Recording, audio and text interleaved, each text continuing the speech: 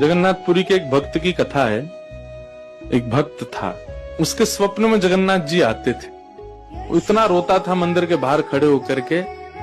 तो ठाकुर जी बोले, तू क्यों रोता है? बोले, आप बस मेरे साथ रहो, मुझे और कुछ नहीं चाहिए, और इस बात का मुझे अनुभव होना चाहिए कि आप मेरे साथ हो। तो भगवान जगन्नाथ जी ने उसको कहा, मैं तेरे साथ हमेशा हूं, और इसका अनुभव तुझे जब करना हो समुद्र की बालू में चलना, और थोड़ी दूर चलने के बाद फिर पीछे देखना, 2 पैरों के निशान तेरे होंगे और तेरे बगल में 2 पैर के निशान मेरे होंगे। उससे तुझे पता चल जाएगा मैं तेरे साथ।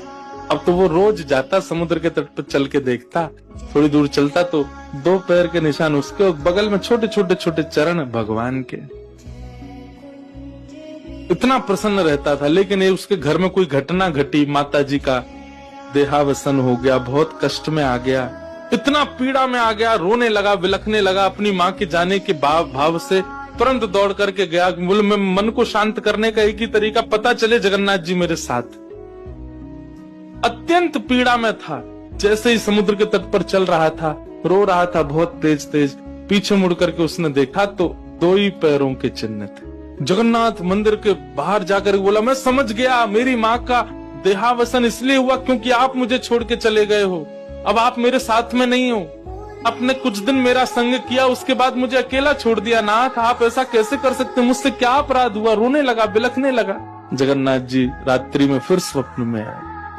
क्यों रो रहा था?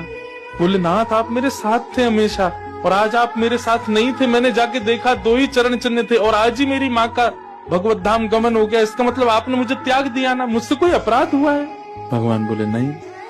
तो फिर आज आपके चरण चिन्ह क्यों नहीं थे?